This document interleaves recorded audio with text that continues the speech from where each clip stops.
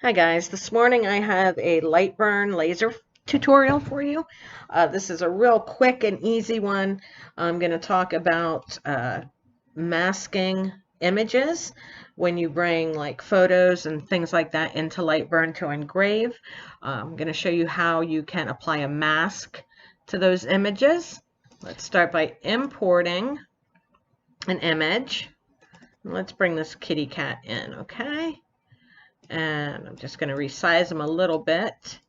I'm going to zoom in. Now, when you bring an image in, a photo, it's oftentimes, just your plain rectangle like this or a square or whatever. And let's say you don't really want, all this background. You really want to focus on the cat, all right? So let's say you want to make it like an oval shape, all righty? So we draw an oval, and we can bring that right over this image, place it where you want it, and then select both of these.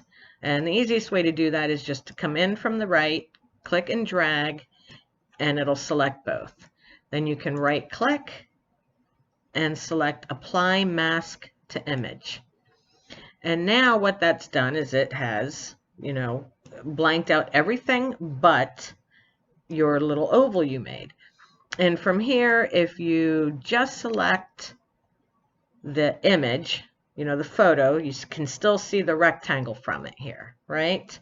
You can resize it, and you can move it around and do whatever you want. The same way if you select just the frame, you can move that around to different parts of the image.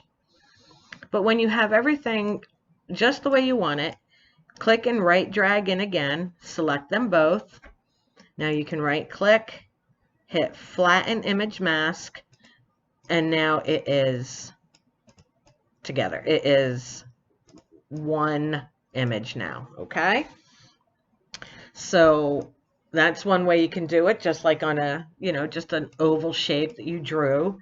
But you can also, let me get over here a little, and let's look up here in my nature, and let's grab this wooden plank I have here. Let me ungroup this and get rid of some of the extra pieces I don't need. All we really want is this outline. All right, you could make, this is like a wooden plank here. You could make a sign, and we're going to duplicate this shape, because what we want to do is once we have our image masked to this shape, we also want to cut out that particular shape. So let me bring in these Easter doggies, okay? And let's take one, oops, let's take one of these shapes of the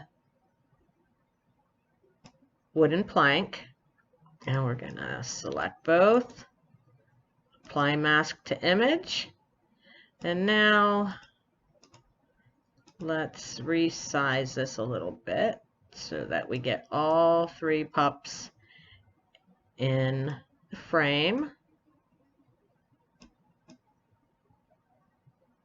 Okay.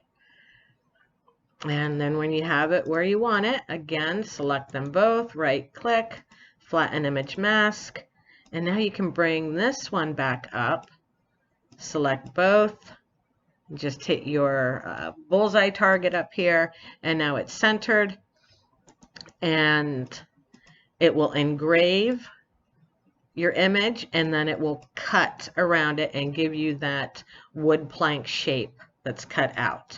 So you can do, really cool custom shapes with your images. Let's see what else we've got here. Okay, look, here's a TV. Let's make it larger. Let's ungroup this real quick. And then we are going to take this piece and duplicate it, bring it off, turn it into a line, okay? Because that's what we want. We want that to be a line. Now this we are going to group again so we don't accidentally move only parts that we want to keep it aligned just the way it is. So we're going to bring an image in,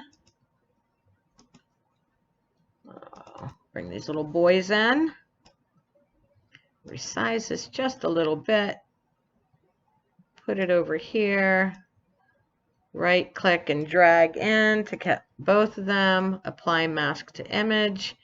Now let's put the little boys right there in the center of the TV screen.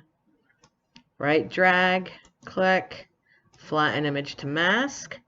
Now we can put them right in the middle of this television. And that is just super, super cute. You could make this into an ornament, whatever you want to do. But now you have that image right where you want it. You know, you're not cutting out this, you're not engraving part of the picture that you don't want to. So this was just a real quick overview on masking images in Lightburn. If you have any questions, leave them in the comments below, and I will answer them as soon as I can. In the next couple weeks, we're going to have a few more laser focused tutorials where I think we might even, maybe cut and engrave one of these projects here just so you can get a better idea of what it does and how it works. So like I said, any questions, let me know, and I'll see you guys next time.